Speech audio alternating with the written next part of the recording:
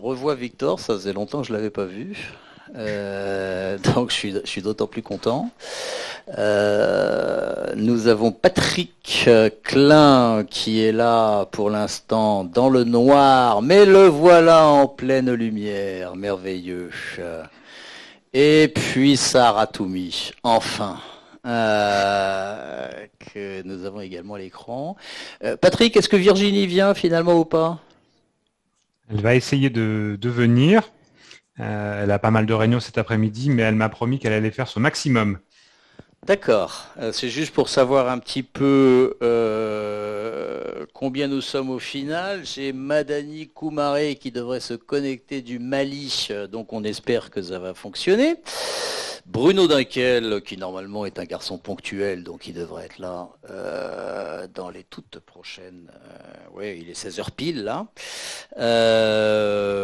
Et puis Sébastien Chailloux qui doit aussi être des nôtres. Écoutez, je vais vous proposer, on laisse peut-être passer 2 minutes, voir s'ils se joignent à nous de façon très ponctuelle. Merci déjà, Sarah, je t'ai aperçu tout à l'heure en salle d'attente. On a Sarah, on a une sorte de bande blanche sur la gauche, ça doit être du contre-jour peut-être. Super.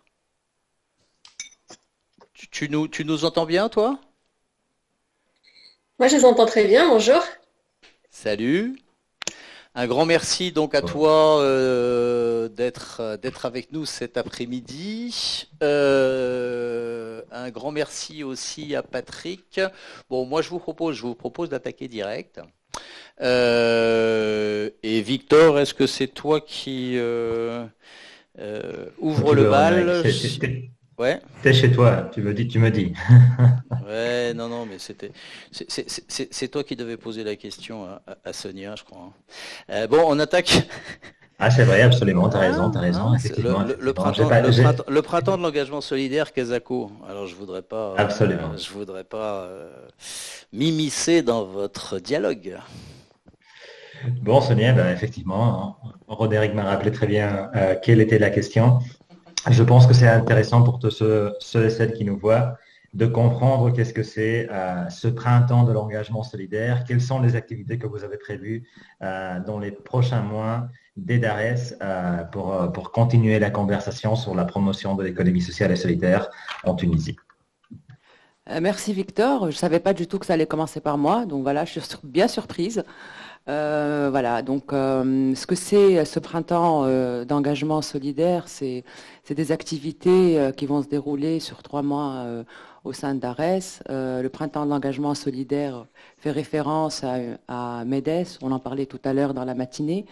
Voilà, donc notre printemps, il a commencé le 19, ici en Tunisie, enfin à Darès. Donc à partir d'aujourd'hui, on a donné le top départ. On prévoit donc de faire beaucoup d'autres activités durant ces 3 mois.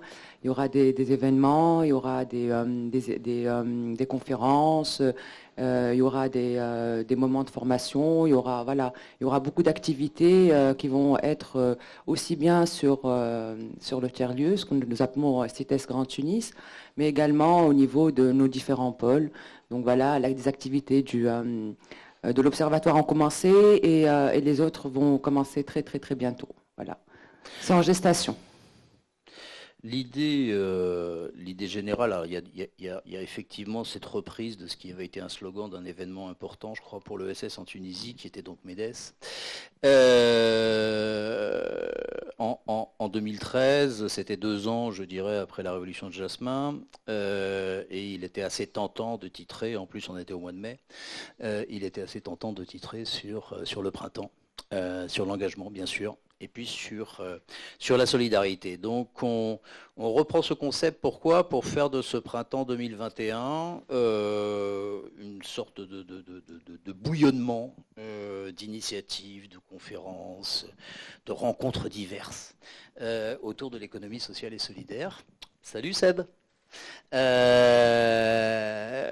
Et entre autres choses, parce qu'on est dans un contexte aussi en Tunisie qui est souvent relativement imprévisible, donc c'est un petit peu difficile de savoir quand on peut caser ou non une inauguration vraiment officielle, ceci, cela. Donc aujourd'hui, on ouvre les portes, c'est une inauguration, il y en aura peut-être d'autres, un peu plus solennelle. Et surtout, il s'agit de faire bouillir la marmite, de faire émerger des choses, d'ouvrir les portes à tous ceux en Tunisie qui ont des messages à porter. Nous en aurons tout à l'heure du monde de la culture, des initiatives à présenter qui ont envie de faire bouger les lignes. La pandémie, ça a des inconvénients pour se voir en présentiel, mais ça a aussi des avantages. Puisque on peut se connecter immédiatement avec le monde entier. Vous en êtes un bon témoignage. Et donc on en profite. On a prévu d'en user, d'en abuser. On a déjà commencé à le faire aujourd'hui. Se connecter sur Zoom, c'est quelque chose qui est possible en général dans le cadre d'agendas même chargés. Et c'est cette idée, de mettre un petit peu d'Arès, toute jeune, qui naît aujourd'hui, au centre de ce qu'on appelle la planète ESS. Alors tout à l'heure, on a eu un café entre collègues de Séoul, de Tunis bien sûr, du Maroc ça a failli, du Mali ça va être finalement tout à l'heure. Là on a des gens qui sont à Bruxelles, on a des gens qui sont à Paris, et puis je pense que pour l'instant c'est tout. On aura sans doute notre collègue malien tout à l'heure. Voilà, raccrocher ces différentes dimensions autour de ce qui nous unit, qui est l'économie sociale et solidaire. Allez, à tout seigneur, tout honneur.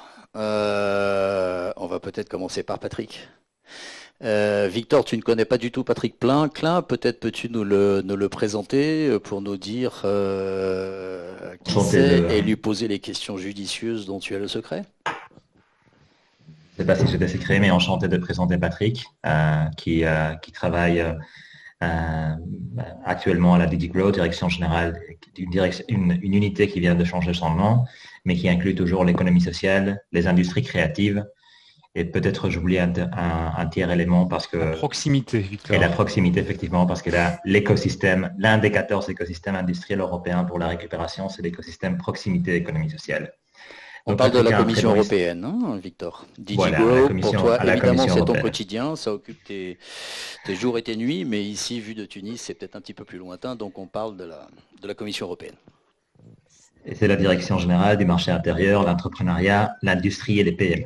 Donc une direction générale que depuis longtemps travaille à l'économie sociale par cette dimension entrepreneuriale, par la dimension PME et aussi par la dimension marché intérieur et des entreprises qui puissent profiter de l'ensemble des opportunités du marché intérieur. Donc c'est la DG historique depuis 1981, depuis déjà avant de 1989, et avec des changements bien sûr de nom, comme dans toutes les structures gouvernementales, ces directions générales, marché intérieur, entrepreneuriat, PME, travaillent dans le domaine de l'économie sociale. Patrick, en plus, a un autre historique intéressant parce qu'il a travaillé au CESE au moment où le CESE a organisé, à la demande de la Commission européenne, la conférence sur l'entrepreneuriat social de Strasbourg, qui était la façon de passer je ne sais pas si vous savez comment français est parfois créatif, ce qui est normal en étant espagnol, et ça a été la façon de passer la torche de l'initiative pour l'entrepreneuriat social d'une commission à l'autre dans un moment où les élections européennes se rapprochaient. Le CESE, c'est bien le Conseil économique et social européen. Absolument. Donc Patrick a un beau historique de l'économie sociale. Il a une belle perspective des évolutions politiques, dès l'initiative pour l'entrepreneuriat, au moins dès l'initiative pour l'entrepreneuriat social de 2011 jusqu'à nos jours, avec tout ce qu'il y a eu au milieu, avec une Startup Scale-up Initiative qui a permis, avec une initiative de la Commission qui a permis de mettre en place pas mal d'initiatives sur les marchés publics, sur l'internationalisation. Patrick a beaucoup bossé sur l'internationalisation de l'économie sociale.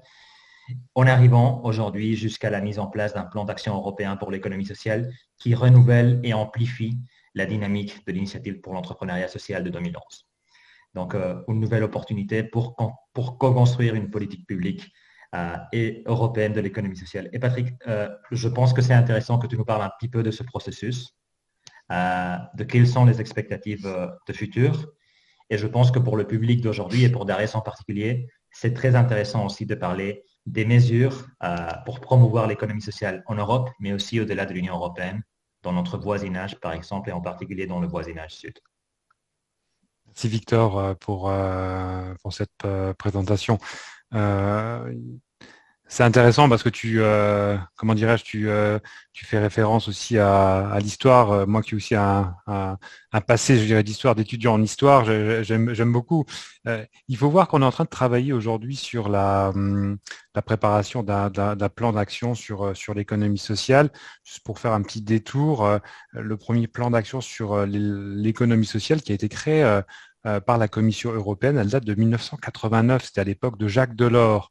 Donc, on a en effet travaillé sur le développement de l'ESS dans l'Union européenne depuis bien longtemps. Je ne vais pas refaire tout l'historique, mais c'est vrai que pour nous, au niveau de l'Union européenne, ce qui était très important, c'était de travailler aussi plus spécifiquement sur le développement de ce qu'on appelle donc la possibilité d'entreprises et d'organisations qui étaient situées dans certains États membres de pouvoir aussi bénéficier du marché intérieur. C'était l'époque, je dirais, qui a duré quelques années sur les statuts, sur le statut européen. Aujourd'hui, on a un seul statut qui est le statut européen des coopératives, mais nous sommes toujours en réflexion sur des aménagements possibles pour d'autres entreprises. Je pense particulièrement aux associations, aux mutuelles et aux fondations. Pour revenir plus particulièrement sur ta question, sur le process qui est actuellement en cours, on a une nouvelle commission qui est entrée en vigueur il y a quelques mois de cela. La présidente de la commission, Madame Ursula von der Leyen, a demandé au commissaire Nicolas Schmit de travailler sur l'établissement d'un plan d'action sur l'économie sociale. Alors, l'économie sociale, c'est clair qu'elle est présente partout. On parle souvent, on dit, pour simplifier un secteur, l'économie sociale n'est pas un secteur, mais c'est vrai que pour nous, on utilise souvent ce terme. L'économie sociale, c'est d'abord des politiques, une manière d'entreprendre qui est différente. On met en exergue d'abord des entreprises qui sont sous forme de personnes et non pas de capitaux. On essaye de travailler au développement de ce type d'entreprise, d'organisation, parce que tout n'est pas entreprise aussi dans le monde de l'économie sociale. Alors, je ne vais pas rentrer dans certaines jurisprudences de la Cour de justice de Luxembourg, mais dans le monde de l'économie sociale, nous ne considérons pas toutes les entités comme des entreprises per se. Donc notre objectif, l'objectif de la Commission européenne est d'arriver avec un plan d'action, avec des idées bien précises pour développer cette manière d'entreprendre différente au niveau de l'Union européenne et des États membres. En termes de calendrier, Patrick, excuse-moi de t'interrompre, on parle du dernier trimestre de cette année. En effet. Alors on parle du dernier trimestre de cette année. Je dirais novembre, décembre, à mon avis, ça devrait être, je dirais, dans les chaussures pour Noël. Donc, un beau cadeau de Noël, je dirais, qui pourrait être donné aux acteurs de l'ESS. On a commencé le process déjà depuis quelques mois. C'est la direction générale emploi. Donc on appellera ça chef de file chez nous, mais nous travaillons en étroite collaboration avec eux et avec l'ensemble des directions générales de la Commission pour parvenir à un plan d'action qui soit cohérent et pertinent. Alors, qu'est-ce qu'on fait et comment on le fait? Tout d'abord, comment on le fait? Eh bien, on va travailler beaucoup avec des experts, avec des parties prenantes, avec des organisations représentatives. On a par exemple mis en place depuis septembre dernier en anglais on dirait un roadmap to Mannheim, c'est-à-dire des événements qui ont lieu tous les mois depuis septembre jusqu'à fin avril où on réunit bien sûr digitalement parlant l'ensemble des acteurs pour discuter de certaines thématiques et de voir comment les acteurs de l'économie sociale peuvent arriver aussi à apporter, je dirais, leur pierre afin de répondre à certains besoins bien particuliers. Alors, on a travaillé sur la thématique de la santé, exactement. Mannheim, ce sera fin mai. C'était une grosse Alors, conférence qui était prévue pour fin novembre dernier. Tout à fait, c'est Because Covid, voilà quoi. Voilà, donc ce que je voulais souligner, c'est que on a travaillé sur beaucoup de domaines, donc la santé, l'entrepreneuriat, la question de l'emploi. La semaine prochaine, d'ailleurs, je fais un petit peu de publicité. On va avoir notre conférence du mois de mars. Économie circulaire. Voilà. Oh là là, tu sais tout. Donc, économie circulaire et la grande, je dirais le grand rassemblement aura lieu donc au mois de mai. 2 jours de conférence. On a en tête l'arrivée de plusieurs commissaires, l'arrivée d'organisations internationales qui vont aussi pouvoir faire passer un message. Il y aura plus de 80 workshops en parallèle. Tout ça pour avoir des idées pour notre plan d'action. J'ouvre une parenthèse. Le volet international sera aussi représenté. Je pense que tu pourras le dire tout à l'heure, puisqu'on aura un grand workshop aussi sur la question de la Méditerranée, qui nous aidera notamment dans le cadre de ce plan d'action à réfléchir sur des actions pertinentes en ce qui concerne les relations extérieures. Donc, alors ça nous intéresse tout particulièrement. Excuse-moi, parce que on est à Tunis, hein, donc on est au bord de la Méditerranée, et c'est quand même important de souligner que dans la Méditerranée, qu'on appelle en termes de la Commission le voisinage sud, sera pleinement intégrée dans la perspective du plan d'action de l'Union européenne. Alors on l'a clairement entendu de la part du commissaire Nicolas Schmit, c'est la volonté d'avoir une vision, je dirais, j'appellerais ça relation extérieure de ce plan d'action. On est en train de travailler avec les experts du groupe de la Commission européenne. On aura d'ailleurs la semaine prochaine un débat sur les relations extérieures et ce que la Commission européenne peut faire, notamment en termes de projets, d'actions. Nos collègues de la DGNIR, alors la DGNIR, qu'est-ce que c'est? C'est vraiment cette direction générale qui s'occupe du voisinage, sera présent également pour répondre à certaines attentes, écouter quelquefois, je crois, les doléances venant des acteurs pour pouvoir travailler, mettre en place des actions, des financements, des projets bien particuliers. Donc moi je pense à la zone des Balkans, je pense au partenariat Est et bien sûr à la région méditerranéenne, cette région qui nous intéresse cet après-midi.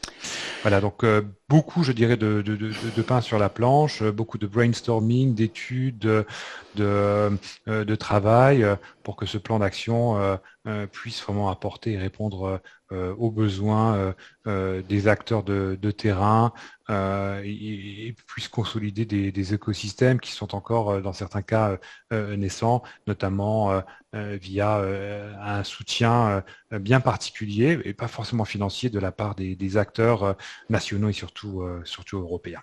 Voilà, merci. En quelques mots. Merci beaucoup Patrick pour ce premier tour d'horizon. On reviendra très certainement vers toi dans le courant de cette heure.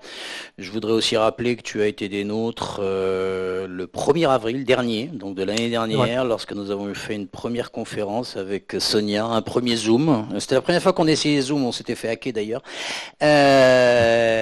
Et c'était les premiers pas de Sonia, qui est aujourd'hui la patronne de Dares.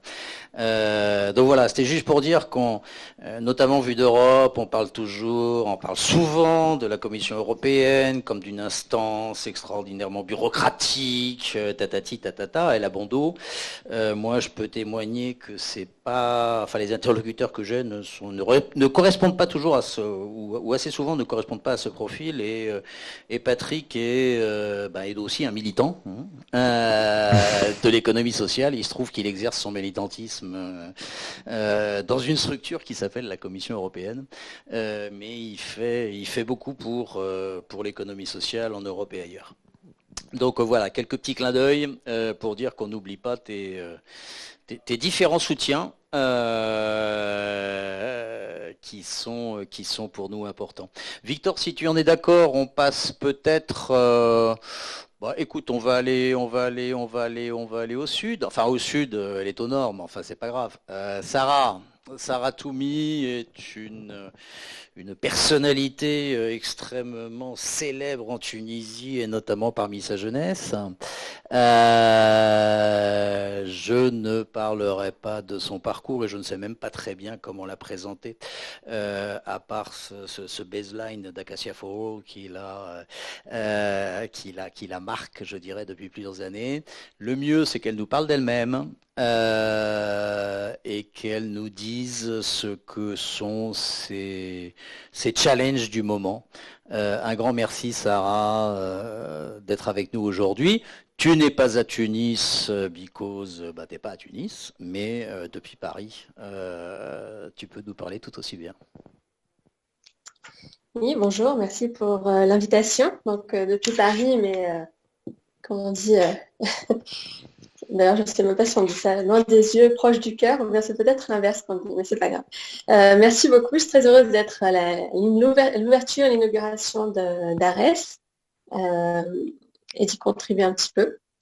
Alors, bon, pour me présenter, je vous avoue que parfois moi-même j'ai du mal à savoir un peu comment me présenter, mais pour résumer, je suis une personne qui cherche beaucoup de solutions aux problématiques principalement environnementales en Tunisie et en Afrique, et on peut dire aussi à travers la planète, vu mes nouvelles fonctions. Je suis entrepreneuse sociale, comme on aimait le dire il y a quelques années, parce que c'était très à la mode. Donc, j'ai fondé Acacias for All, qui est une entreprise qui structure des filières agroécologiques en partenariat avec des groupements féminins de développement agricole, que vous avez pu découvrir d'ailleurs un peu plus tôt dans l'après-midi avec les interventions de Olfa et Nahed, qui donc ont réussi à se connecter malgré les difficultés. Et ça montre bien justement que voilà, il y a encore beaucoup de progrès à faire en Tunisie sur les questions d'inclusion numérique et de connectivité dans les zones rurales. Mais voilà, Zoom a rapproché Régime Artoug et Birsal de Tunis et Paris. C'est très bien. Alors, chez Acacias for All, en fait, moi, au départ, je n'avais pas prévu de créer une entreprise sociale, au sens où mon entreprise, elle a une structure hybride. C'est une ONG, Dream in Tunisia, et une entreprise classique, une SARL qui s'appelle Acacias for All. C'est en fait le fruit d'un cheminement, on va dire douloureux, qui est aussi le cheminement, je crois, de beaucoup d'acteurs de l'ESS en Tunisie, puisqu'il n'y a jusqu'à présent, il n'y avait pas de cadre juridique pour nous accompagner dans ces évolutions. Et finalement, j'ai fait partie un peu de ces pionniers qui ont testé, qui ont échoué, qui ont recommencé, qui ont parfois réussi des choses. Pourquoi je suis là aujourd'hui pour intervenir? Je pense que c'est justement parce que je crois qu'il y a beaucoup d'espoir maintenant pour l'économie sociale et solidaire en Tunisie, malgré les difficultés que le secteur a traversées pendant les 9 dernières années, qu'on a tous connues. Je crois qu'aujourd'hui, il y a une certaine maturité qui fait qu'on est capable peut-être de se parler, même si on n'est pas d'accord, et d'avancer ensemble, parce qu'on a tous un objectif, étant donné la situation actuelle en Tunisie, c'est justement de faire avancer les choses. Et moi, je l'ai bien compris à travers mon expérience entrepreneuriale, c'est qu'il n'y a pas une personne qui va changer le monde, qui va changer les choses, mais c'est bien les collectifs qui vont semer les transitions. En l'occurrence, moi, mon combat, c'est la transition agroécologique en Tunisie. Pourquoi c'est important? Parce que l'agriculture, c'est un des secteurs les plus importants en Tunisie aujourd'hui, mais c'est aussi le secteur qui consomme le plus d'eau. Et la Tunisie, c'est l'un des pays au monde qui est le plus touché par le stress hydrique. Donc, il faut savoir qu'en Tunisie, 90% des ressources en eau douce sont consommées par l'agriculture. Et quand on comprend ça, et qu'on voit en même temps que la Tunisie est aussi l'un des pays les plus touchés par la désertification, avec 3/4 de son territoire qui est en cours de désertification, et que c'est un secteur qui emploie un peu plus d'1,5 million de personnes, on voit bien que là, il y a beaucoup de problématiques qui, en fait, finalement, tournent autour de la même question. Comment on s'organise pour transformer le système agricole en Tunisie? Et selon moi, ça passera par la réorganisation à travers des structures de l'économie sociale et solidaire et à travers des nouvelles pratiques qui sont les pratiques agroécologiques, les pratiques agroforestières ou à plus petite échelle, les pratiques de la permaculture. Alors pour ceux qui ne connaissent pas l'agroécologie et qui ne sont pas vraiment dans ce domaine, juste pour expliquer un petit peu. Mais juste un petit peu, parce qu'on aura l'occasion de faire j'en suis sûr, une journée spéciale autour de l'agroécologie à Darès, avec toi. Je l'espère bien. L'agroécologie, en 3 mots, c'est une science qui, en fait, permet d'économiser les ressources tout en augmentant les rendements agricoles. Donc, on économise de l'eau, on économise des intrants pour régénérer les sols, capturer du carbone et avoir plus de rendement agricole. C'est ça la promesse de l'agroécologie. C'est ce que l'on fait donc avec Acacia Small depuis 9 ans maintenant. Comme tu le disais, Roderick, je ne suis plus toute jeune, j'ai quand même 33 ans maintenant. Donc, les groupements que l'on accompagne, qui existent aujourd'hui, et alors ça c'est un point que je souhaite soulever, c'est qu'on a mis quand même 9 ans à créer des groupements féminins de développement agricole, malgré que les groupements de développement agricole existaient déjà depuis la Révolution. Mais l'écosystème autour, les administrations, les institutions et même les gens ne comprenaient pas l'intérêt de s'engager dans l'économie sociale et solidaire. Et c'est pour ça d'ailleurs qu'on était obligé de créer une entreprise commerciale au départ, qui a vocation à disparaître d'ailleurs, mais ça, on y reviendra, c'est une autre fois. Donc, moi, je suis très contente que Darès ouvre, parce que je pense que voilà, ça ouvre de nouveaux champs de possibilités, et surtout d'inclusivité, parce que l'économie sociale et solidaire, c'est pas qu'à Tunis, au contraire, ça doit être vraiment dans les régions, surtout, et avant tout, parce que c'est là où on a le plus de besoins de développement. Et comme malheureusement, dans la situation actuelle, l'État ne peut pas pourvoir à tous les besoins des populations, surtout dans les zones défavorisées ou les zones rurales ou les zones éloignées.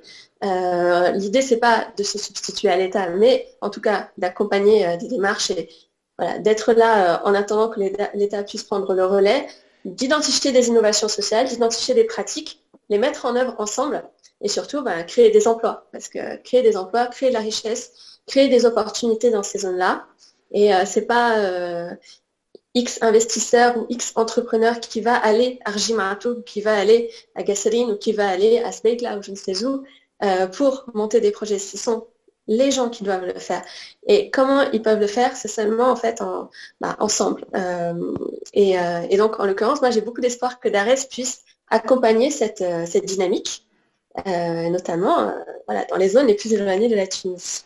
Tu peux compter dessus, Sarah, tu peux compter dessus. On a beaucoup de choses dont il faut qu'on parle ensemble et on le fera très prochainement. Merci pour ce premier aperçu. Alors je m'aperçois que j'ai Bruno Dunkel à qui j'ai pas donné le link, c'est pas grave, je vais m'en occuper. Victor, je sais que tu vas devoir nous quitter, est-ce que je te laisse Sarah nous a dit qu'elle était extrêmement vieille. J'ai quelqu'un qui est pratiquement aussi vieux, qui est Sébastien Chailloux à l'écran, mais enfin il s'occupe encore des jeunes coopérateurs, donc il est encore considéré comme jeune, et je sais que tu avais une curiosité particulière, Victor, pour interviewer Sébastien, pardon. Merci Sébastien d'être là. J'essaie d'être curieux avec tout, j'ai trouvé, on y reviendra après, mais j'ai trouvé l'intervention, avant de passer à Sébastien qui a plein de choses à nous raconter, j'ai trouvé l'intervention de Sarah extrêmement intéressante aussi parce que Sarah t'a raconté avec beaucoup de tranquillité, ce qui n'est pas toujours le cas, comment les êtres humains parfois on perd, je me réfère à la première partie de l'intervention, on perd beaucoup de temps dans des luttes stériles au lieu de travailler ensemble avec des objectifs communs. Donc j'ai trouvé ça, l'expliquer avec cette tranquillité que seulement le temps, le regard et la perspective donnent. Ça me semble super intéressant. C'est pas que ton expérience, c'est l'expérience un peu de tout le monde. Et c'est dommage qu'on soit comme ça, les êtres humains parfois. Mais bon, à la fin, on arrive avec la bonne volonté, comme celle que je pense que ton discours a exprimé, on arrive à construire ensemble et à unir tout le monde et aller au moins dans des directions convergentes. Et de là, on va passer à Sébastien chez You, effectivement. Sébastien travaille, il est coopérateur. Sébastien, je n'ai pas étudié ton profil. On s'est connus il y a très longtemps à Luxembourg. Il est administrateur de l'ACI, de l'Alliance Coopérative Administrateur de Internationale, l'ACI. et en charge du réseau des jeunes coopérateurs. Ensemble avec, j'imagine qu'ensemble avec Anna du Pays Basque, avec laquelle tu partages, je pense, cette mission. Et il y a d'ailleurs très peu de jours, nous avons organisé un événement ensemble avec Coopérative Europe, précisément sur la question de la jeunesse et l'entrepreneuriat à travers des formes de l'économie sociale. Donc Sébastien, raconte-nous quel est le dynamisme, comment vous visibilisez l'économie sociale parmi les jeunes et pourquoi les jeunes sont, certains jeunes, pas tous, mais c'est-à-dire l'économie sociale raconte, et les coopératives en particulier, racontent des histoires et parlent de valeurs qui sont proches à beaucoup de jeunes. Donc, raconte-nous un peu ton histoire et comment, depuis l'ACI, vous promouvez l'entrepreneuriat coopératif parmi les jeunes. Alors, bonjour à toutes et à tous, merci effectivement de l'invitation. Je vais essayer, parce que du coup, j'ai peut-être un petit peu que chacun présenté, du coup, c'est marrant, parce qu'on est sur évidemment des thématiques différentes et du coup, je vais essayer un peu de raconter un petit morceau de quelque chose qui puisse être un peu, si ce n'est utile, en tout cas intéresser un petit peu la dynamique qui se lance. Alors, Roderick l'évoquait un peu en sous-titre, ça fait quelque temps que je suis un peu les travaux via Roderick ou des différentes initiatives qu'il y a pu y avoir sur la Tunisie avec intérêt, notamment puisque depuis 2011, dans la foulée de 2011, j'avais pu, à l'époque j'étais tellement jeune que j'étais encore étudiant, et du coup j'avais pu intervenir et participer à des temps. On avait rencontré notamment l'Union générale des étudiants tunisiens pour échanger un peu avec eux au lendemain de la Révolution sur toutes les choses qu'il y avait à faire sur les campus et les universités en Tunisie. Et je pense qu'on avait à l'époque déjà parlé d'économie sociale et solidaire aussi. J'avais cru comprendre aussi que le mot de coopérative n'était pas un mot très à la mode ou très apprécié toujours dans le vocabulaire en Tunisie, mais je ne doute pas qu'il y a des initiatives, et notamment comme Darès, qui peuvent participer à faire un peu changer d'avis ou de vision sur ces initiatives-là. Et c'est vrai que là, un petit peu avec la casquette avec laquelle me sollicitait Roderick et avec lequel, Victor, tu me posais la question, c'est celle de l'Alliance coopérative internationale.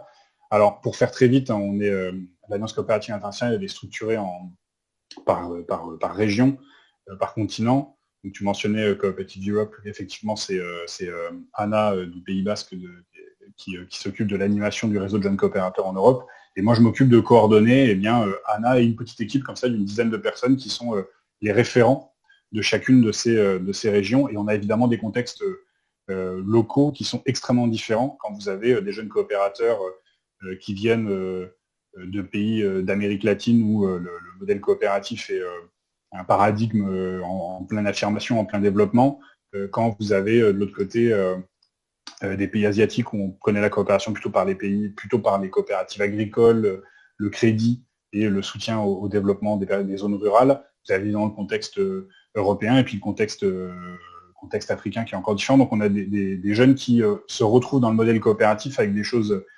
extrêmement différentes. Et donc moi, pour me présenter un peu là-dedans, j'ai participé donc avec Anna et d'autres à monter un réseau de jeunes coopérateurs en Europe.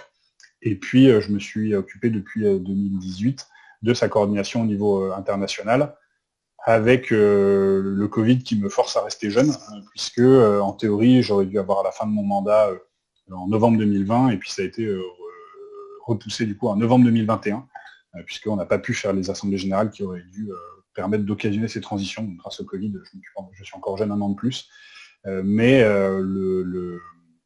En tout cas, ce que je voulais partager, c'est quel a été un peu le but, parce que l'ACI, l'Alliance coopérative internationale, je ne suis pas sûr que le grand monde en Tunisie voit ce que c'est. La Tunisie n'a pas de membres au sein de l'Alliance coopérative, parce qu'il ne me semble pas qu'il existe en Tunisie de fédération coopérative à proprement parler. C'est peut-être un chantier qui peut être intéressant, parce que la forme coopérative, ce n'est pas l'objet là, mais ce serait, à mon avis, pour tous les enjeux que présentait Sarah, que présentait d'autres, est un support d'entreprise partagée qui serait peut-être la bonne transition entre les ONG et les SARL pour arriver à quelque chose qui permette de trouver un point d'équilibre entre les deux.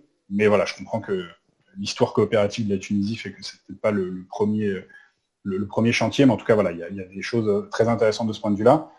En tout cas, l'idée pour nous, l'ACI, donc je reviens un peu en arrière, est quand même une grosse institution, une grosse machine.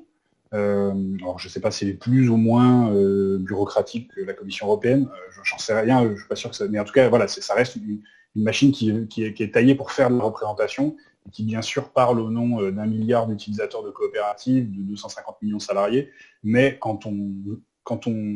entre cette espèce d'instance au niveau international et la réalité des coopératives de terrain, il y a un monde à construire, et c'est un peu à ça qu'on a essayé nous d'agir.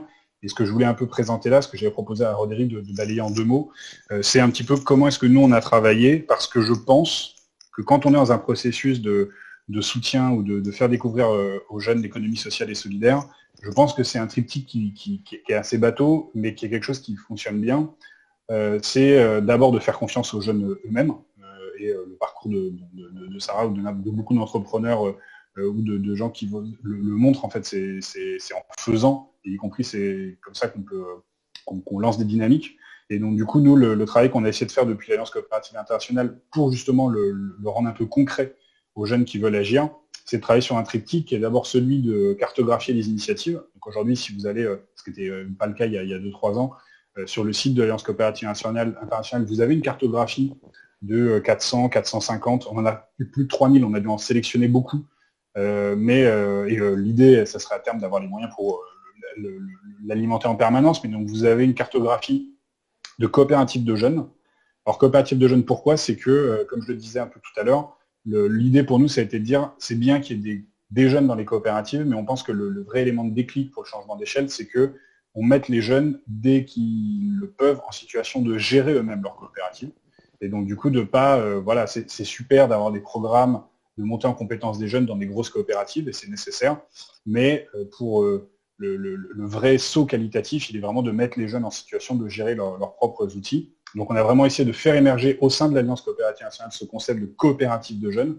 Donc, c'est des coopératives où le leadership est assumé de manière statutaire. C'est une règle. C'est pas un hasard parce que la personne est jeune. C'est une règle de se doter la coopérative pour avoir des gens de moins de 35 ans, parce que c'est la définition d'un jeune entrepreneur d'après l'Union européenne, et de l'ONU, d'avoir des jeunes qui le sont comme ça. Donc ça peut être des coopératives sur des campus, ça peut être des universités entières. On en a une qui est en train de se monter au Guatemala sur ça, qui sont dirigées par les jeunes eux-mêmes, ou ça peut être des coopératives où un système de rotation ou de gouvernance fait que voilà, on cherche à renouveler en permanence le sociétariat. Donc, on a comme ça cartographié l'initiative de coopératives de jeunes, des domaines très variés, y compris dans la banque, dans le logement, dans le tourisme, évidemment dans l'agriculture, beaucoup dans l'agriculture, dans l'économie circulaire. Et donc, cartographié.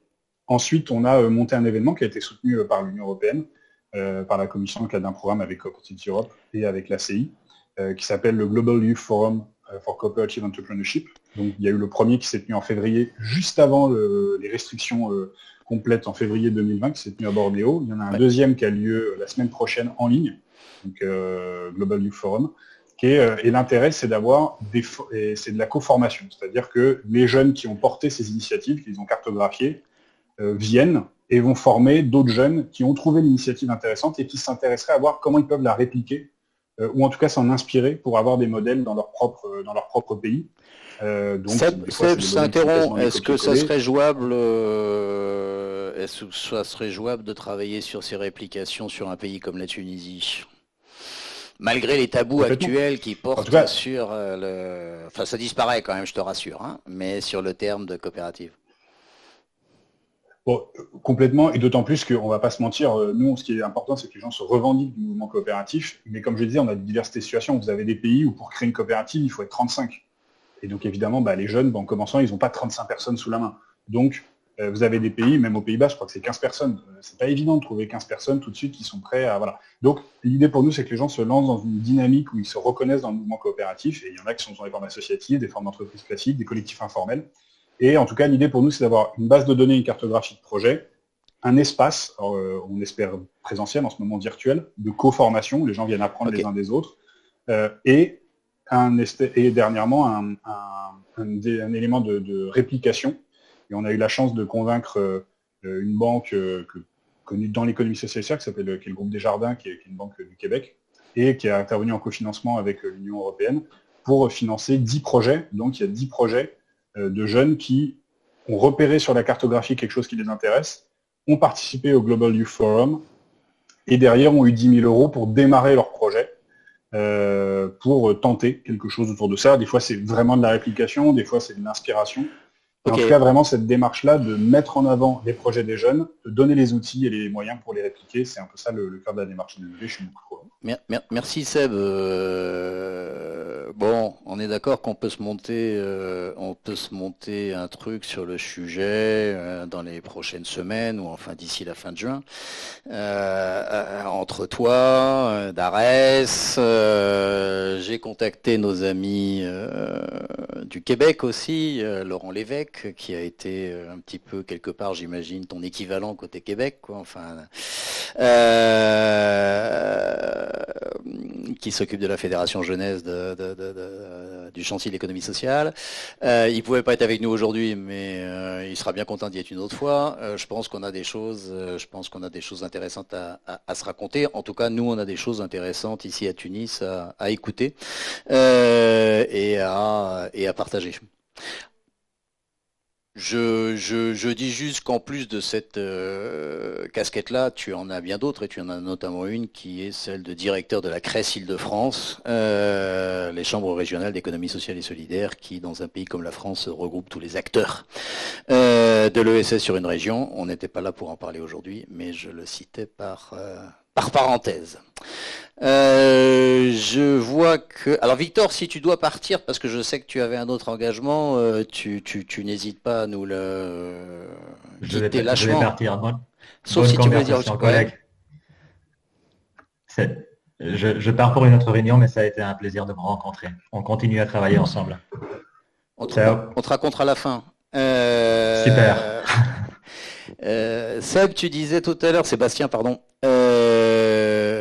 j'ai cru comprendre que c'est un petit peu hétéroclite. En fait, c'est pas très hétéroclite. Le fait que, enfin, notre rencontre là de cet acte 5, ce n'est évidemment pas un hasard d'avoir un Patrick Klein, ce n'est évidemment pas un hasard d'avoir Sarah Toumi, ce n'est pas un hasard non plus d'avoir un Sébastien Chailloux pour nous parler jeunesse. De la même façon qu'au café qu'on a eu tout à l'heure, on a parlé femmes, on a parlé, un certain nombre de sujets, je dirais, femmes, jeunesse, agriculture, agroécologie. Alors, Union européenne, parce que l'Union européenne est quand même... Alors d'abord, c'est l'Union européenne qui finance à 80% d'ARES, il faut quand même le dire. Et l'Union européenne donc, joue un rôle en tant que bailleur international sur le développement de l'ESS au niveau hors frontières européennes. Donc c'est important de le souligner. J'ai un autre Bruxellois là qui va nous parler un petit peu d'un sujet encore différent, mais qui n'est pas neutre. Il en a été question plusieurs fois ce matin, notamment dans le premier panel. Bruno Dinkel, qui lui nous parle depuis Bruxelles également. Et lui, son truc, c'est l'investissement dans les coopératives et de façon plus générale dans l'économie sociale et solidaire, sauf si je me trompe fort. Bruno, salut, merci d'être avec nous. Tu es là notamment avec une casquette COPMED, premier, je dirais, fonds d'investissement qui a existé en Méditerranée pour financer notamment des entreprises sociales et puis aussi un petit peu des entreprises vertes, si je ne me trompe.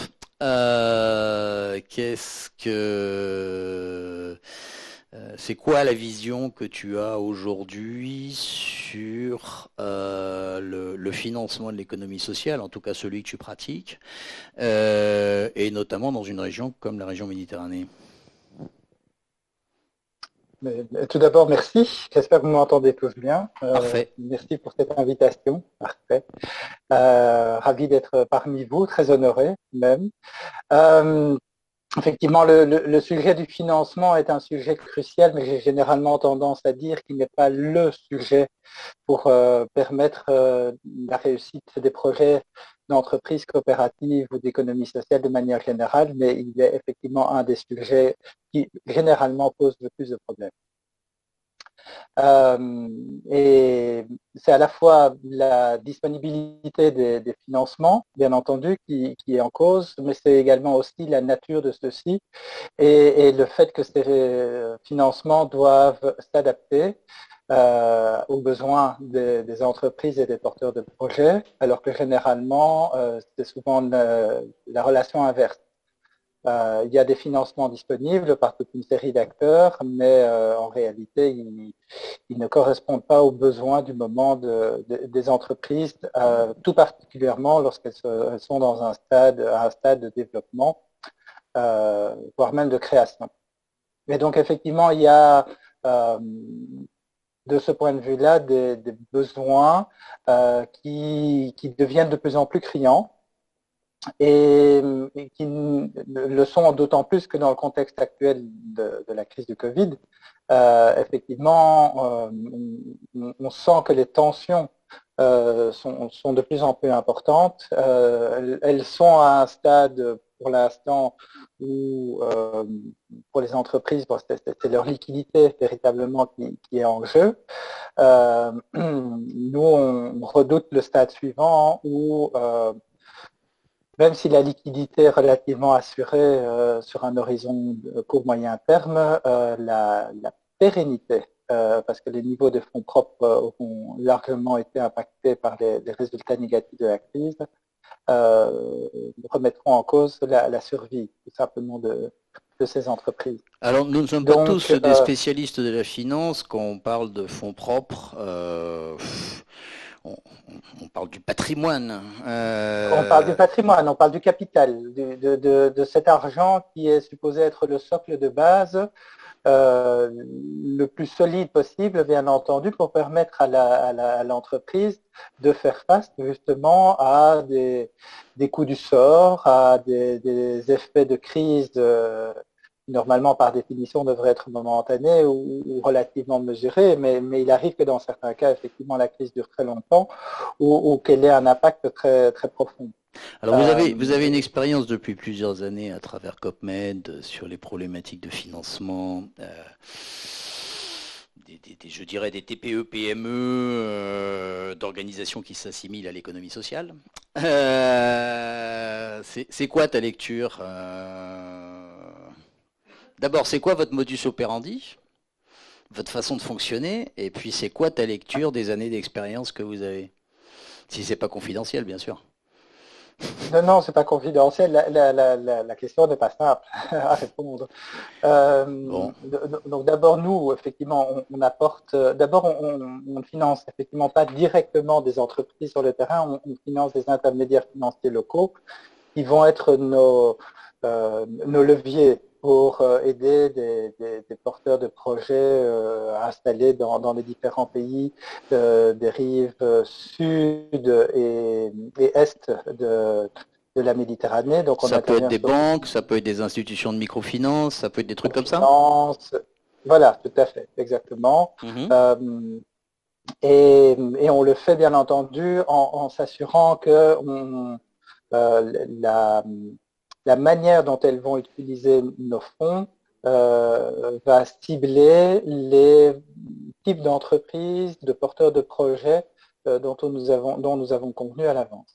Donc, nous ne sommes pas un refinanceur lambda, nous sommes là véritablement pour essayer de faire un peu bouger les lignes, pour amener les institutions à aller vers des publics qu'elles n'auraient pas eu, sinon vocation ou même intérêt à financer. Et généralement, on essaye de le faire pas simplement en apportant des fonds, mais également de l'accompagnement sous forme d'assistance technique. Avec qui vous travaillez en Tunisie? De mémoire, je dirais qu'il y a le CFE, c'est ça? Le CFE, tout à fait. Et puis, bon, c'est quoi le CFE? Alors, le CFE, c'est une institution de microfinance qui effectivement prête à des entreprises. Alors, on est sur d'une taille d'entreprise qui est quand même, qui n'est pas la toute petite entreprise. On est sur une taille moyenne qui est un petit peu plus élevée que le petit artisan ou le petit commerçant. On a cherché à travailler avec d'autres intermédiaires qui pourraient arriver à toucher beaucoup plus on va dire ceux qui sont en dehors du radar des institutions habituelles, parce que c'est un petit peu notre marque de fabrique. Mais voilà, c'est un effort qu'il faut mener sur la durée. On a bon espoir d'y arriver. Et donc, on est en contact effectivement avec des plus petites institutions de microfinance. Maintenant, la Tunisie est un pays où effectivement le secteur microfinance est, à la différence d'autres pays, très réglementé, ce qui est une bonne chose pour la Tunisie. Mais qui fait dès lors que notre manière et notre offre doit être correctement paramétrée. Ça prend un peu plus de temps. Merci Bruno. Alors j'ai le sentiment, à travers les propos de Sarah, les propos de Sébastien, les tiens, presque je dirais ceux de Patrick, mais là on est vraiment dans le macro, que ça tâtonne. C'est pas péjoratif ce que je dis, mais que donc côté finance, ça tâtonne pour trouver les bons partenaires, pour trouver les bons projets. Sarah nous disait tout à l'heure qu'elle a maintenant depuis plusieurs années une réflexion sur le modèle organisationnel et sur la façon dont devraient se structurer, entre autres, les acteurs de l'agroécologie. Sébastien nous parlait de la façon dont se structure et on teste comment faire levier pour développer les coopératives et notamment les coopératives de jeunes. J'imagine que si on parlait un petit peu plus souvent tous ensemble, ça serait plus facile peut-être de trouver des solutions, ou je me trompe ? Non, et je suis un grand partisan de cette approche. Le secteur d'économie sociale a d'énormes qualités, d'énormes forces, une expérience de plusieurs dizaines d'années, voire centaines d'années. Mais ce qui fait véritablement sa particularité, c'est cette capacité à travailler ensemble. Et sur des régions qui, il faut le reconnaître, ne sont pas des régions faciles, telles que effectivement le pourtour méditerranéen. Plus encore, il faut arriver à se faire rencontrer les porteurs de projets, les porteurs d'idées et tous ceux qui ont aussi des missions et quelques moyens pour le faire. Et donc, avoir une plateforme pour le faire me semble effectivement une condition sine qua non pour y arriver. Patrick Klein, est-ce que tu partages ce point de vue ? D'ailleurs, si on parle de plateforme, si on parle d'intercoopération, je sais que tu t'y consacres pas mal au sein même de la Commission européenne. Vous avez, si je ne me trompe, une task force interdirection générale pour vous parler, pour vous coordonner, pour voir un petit peu où en sont les uns et les autres. Oui, tu as tout à fait raison. Moi, je reprendrai aussi un terme qui pour moi est important dans l'économie sociale et solidaire. C'est le terme d'expérimentation. C'est très important, tu dis de tâtonner, mais c'est aussi important d'expérimenter.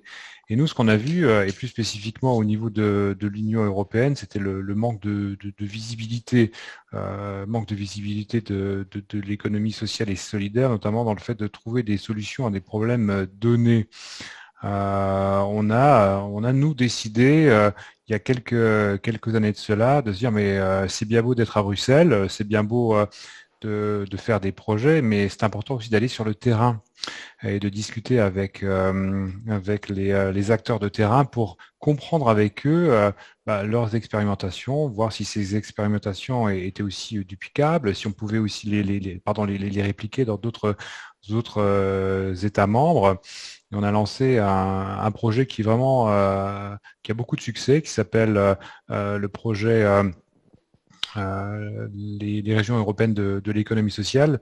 Aujourd'hui, au bout de 3 ans, je dirais, de travail, on a pu mettre ensemble une centaine de partenaires venant des 27 États membres, des régions, des associations, des collectivités locales, des acteurs privés qui se parlent, qui s'échangent et qui ensemble essaient de trouver des solutions. Alors on tâtonne, mais on avance, je crois.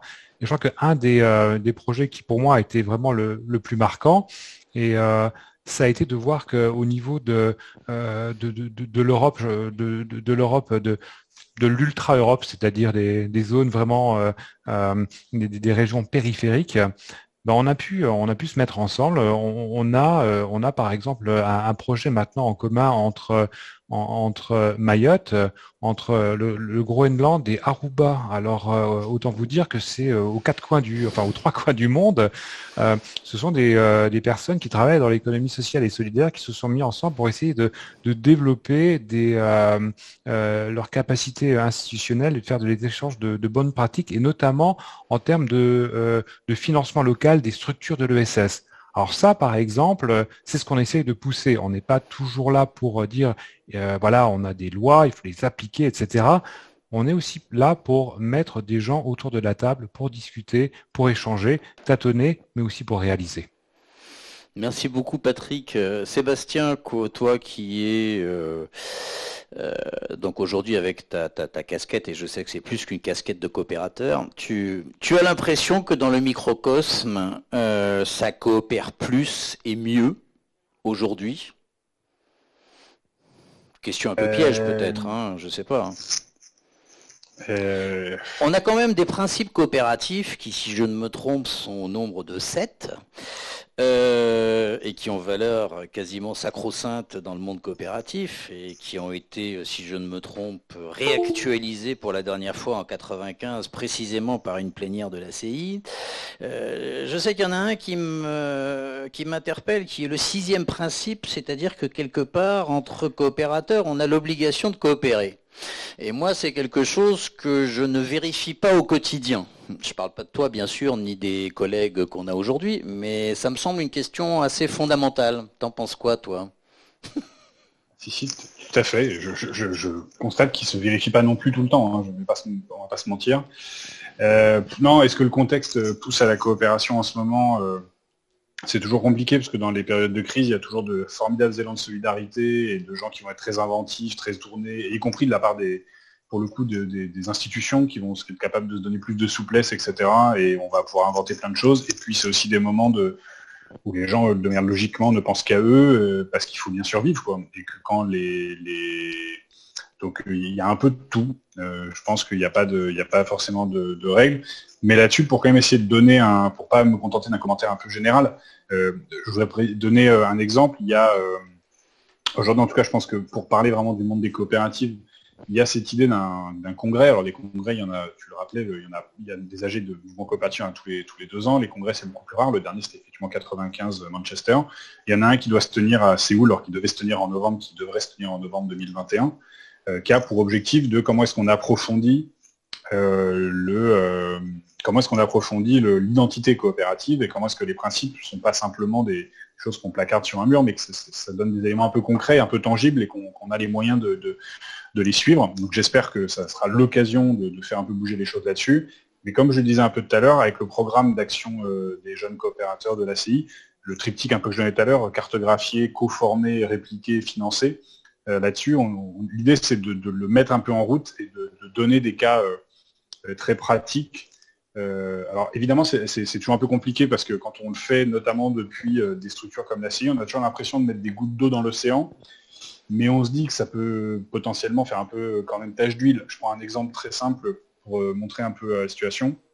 dans les programmes qu'on avait sourcés de coopératives de jeunes, il y en avait plusieurs qui étaient en Afrique et qui avaient des gros déficits de management en nouvelles technologies, on va dire ça comme ça, qui avaient des gens qui n'étaient pas formés pour ça, et ils avaient des programmes ultra ambitieux et intéressants de commerce digital, parce que les économies africaines, il y a beaucoup de choses qui passent par du digital, mais les gens étaient, voilà, il n'y a pas beaucoup d'ingénieurs formés pour faire ça.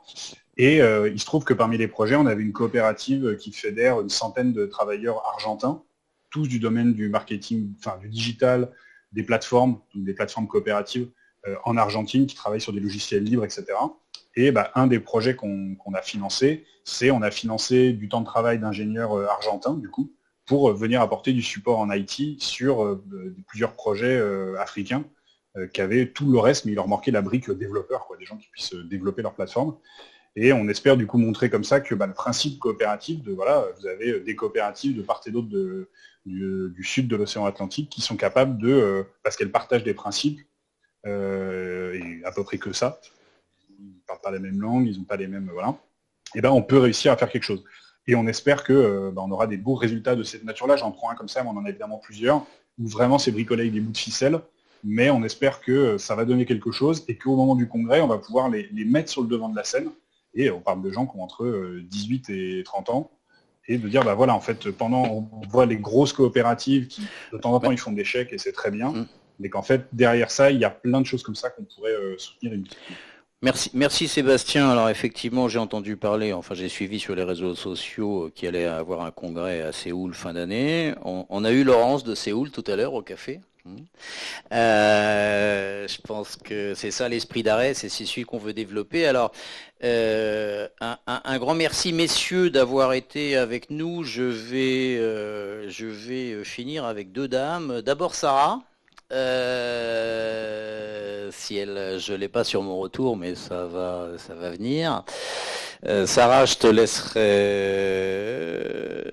laisserai volontiers le mot de la fin un petit peu pour cette séquence, sachant qu'ensuite je demanderai à notre collègue Imen Wardani de nous dire quelques mots parce qu'elle a quelque chose à nous annoncer. Sarah, ça t'évoque quoi un petit peu ce que tu as entendu de la bouche de monsieur Commission européenne, monsieur jeune coopérateur, monsieur financement de l'ESS, qui disent tous des choses à partir de leur point de vue, et puis en fonction un petit peu de la feuille de route que tu évoquais tout à l'heure par rapport au sujet qui te semble prioritaire ou important, en tout cas dans ta propre activité. Tu penses qu'il y a de la marge pour causer et pour de la fertilisation croisée, comme on dit?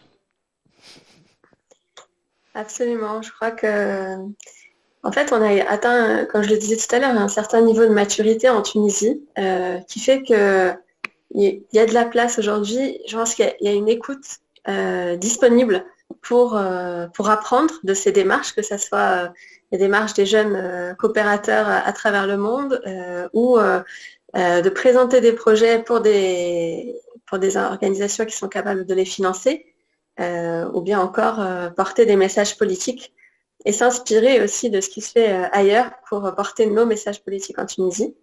Donc, mon mot de la fin, ça sera, là je crois qu'on a de très belles ouvertures pour avancer, pour continuer le dialogue. C'est un début très prometteur et voilà, comptez sur moi pour la suite. Merci. Merci beaucoup Sarah, on compte effectivement sur toi, tu peux aussi compter sur nous et je crois qu'on peut tous compter les uns sur les autres, ceux qui étions réunis lors de cet acte 5 qui avait été précédé de 4 autres forcément puisque c'est le 5e.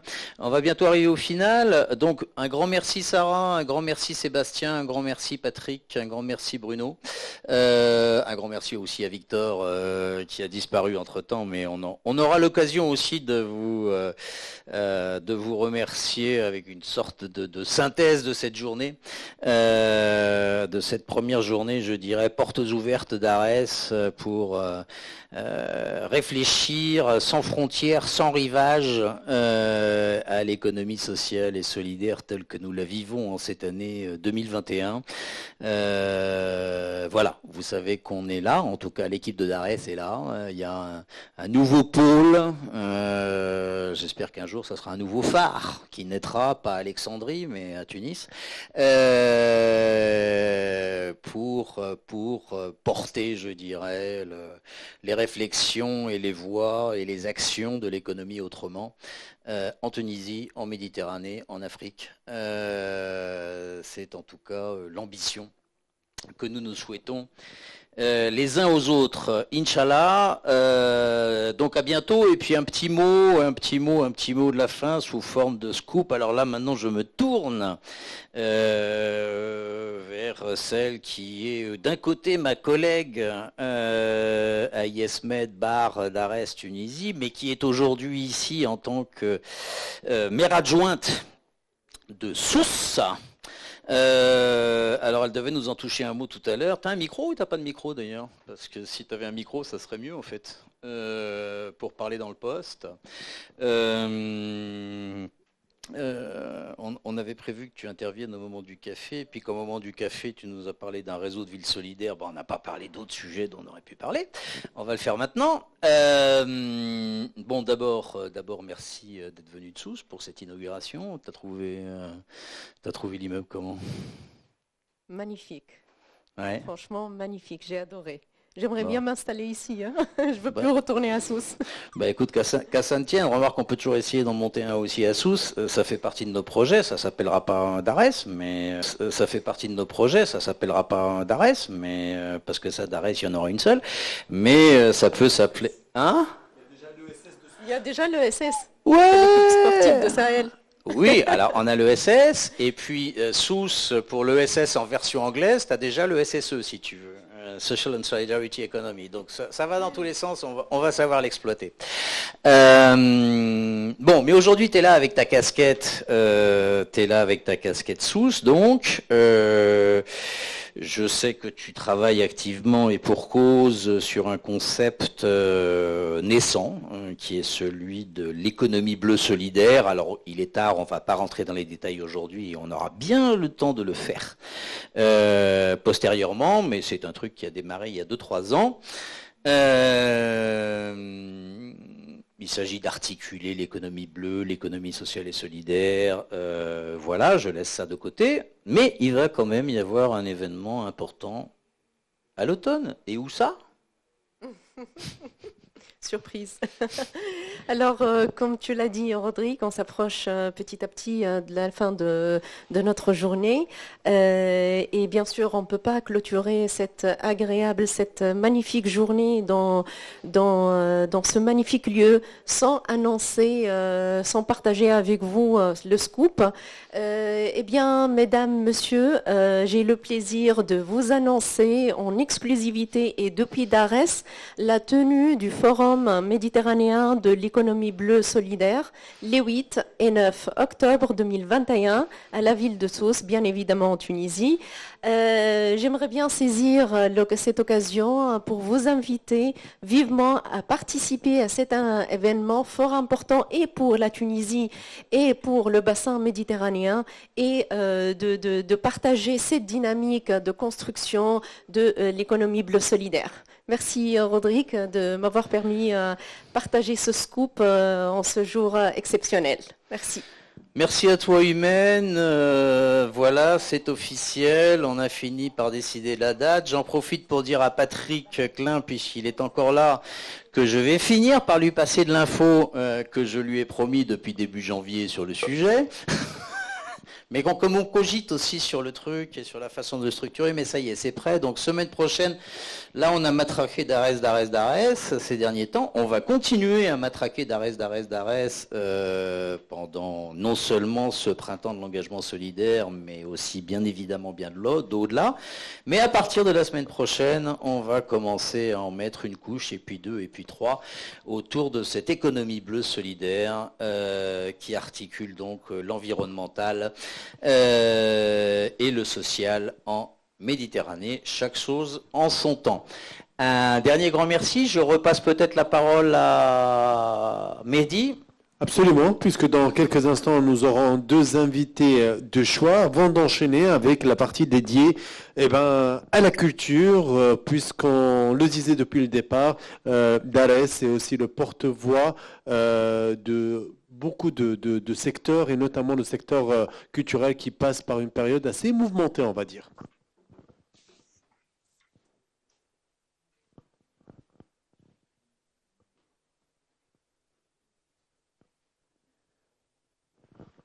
Merci de me rejoindre. Alors, nous avons le plaisir de recevoir Laura Chambrier, chargée des programmes au sein de l'Union européenne. Prenez place, mettez-vous à l'aise. On va juste récupérer le micro de monsieur Roderick. Je compte sur vous. Voilà, un premier micro et un second micro.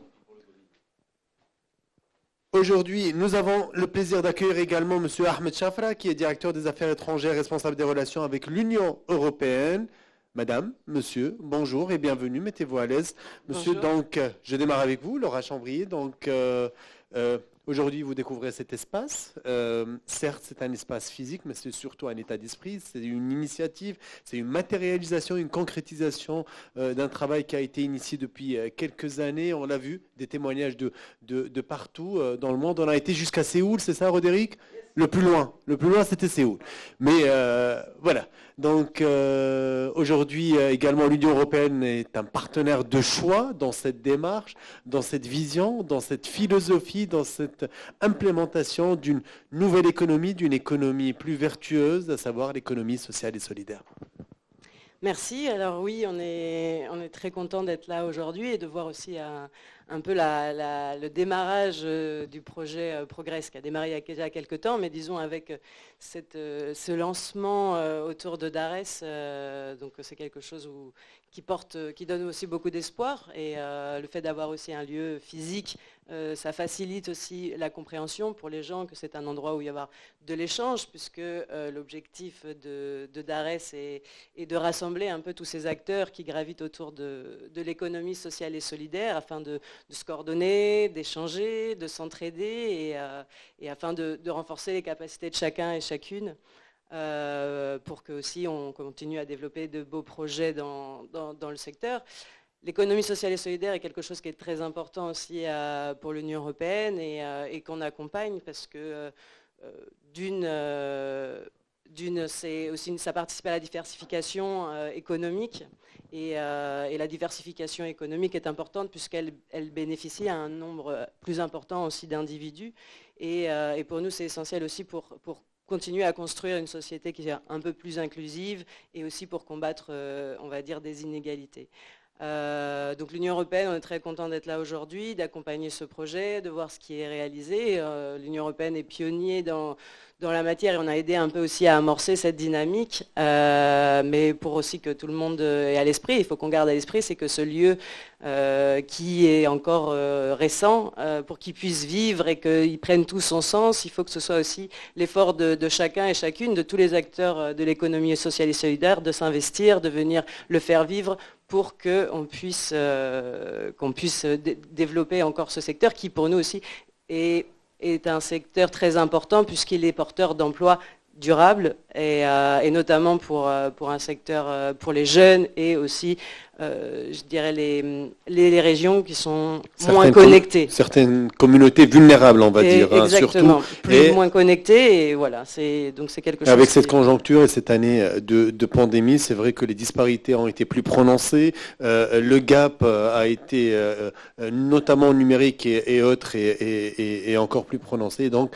c'est vrai que le concours de l'économie sociale et solidaire pourrait contribuer à résorber quelque part cette faille. En tous les cas, on ne peut que saluer votre engagement que vous réitérez à chaque fois et on apprécie particulièrement votre présence parmi nous aujourd'hui. Monsieur Ahmed Chafra, vous êtes directeur des affaires étrangères, responsable des relations avec l'Union européenne. Aujourd'hui, on a beaucoup évoqué depuis le matin cette transversalité de la question de l'économie sociale et solidaire. C'est vrai que c'est porté par un ministère dont le nom a été proposé, dans la conjoncture, dans le grabuge politique actuel, mais qui a été proposé pour illustrer justement toute une vision, toute une approche, à savoir le ministère de l'Emploi, même s'il est sous la tutelle aujourd'hui de la jeunesse, des sports et de l'inclusion professionnelle. Mais aujourd'hui, vous avez un rôle à jouer, puisqu'on l'a vu tout à l'heure, cette question du combat qui est mené vers une économie sociale et solidaire, il est global. On a vu des intervenants, bien sûr, chacun avec un degré de maturité qui est le sien. Aujourd'hui, la Tunisie dispose d'un cadre de loi qui est important avec la loi 2020. Quelle pourrait être la contribution justement d'un ministère comme le vôtre?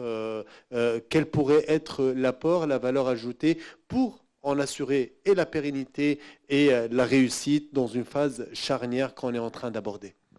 Merci pour cette question. Je tiens tout d'abord à remercier les responsables de RS pour avoir invité, d'abord, on va avoir invité Monsieur le Président de la République pour mettre cet événement sous son haut patronage. Je suis évidemment justement là pour représenter mon ministère. Ils étaient chargés de représenter le ministère à cette occasion. Comme vous le savez, nous sommes en train de rédiger et après on va négocier avec nos partenaires européens. Nous avons un document qui s'appelle les priorités stratégiques. Les priorités stratégiques, c'est un document qui va concerner la période 2021-2027. Donc les priorités stratégiques de la Tunisie avec l'Union européenne, c'est un document général. Et sur le ministère des Affaires étrangères... Est-ce que l'économie sociale et solidaire apparaît en bonne place ou pas? Oui.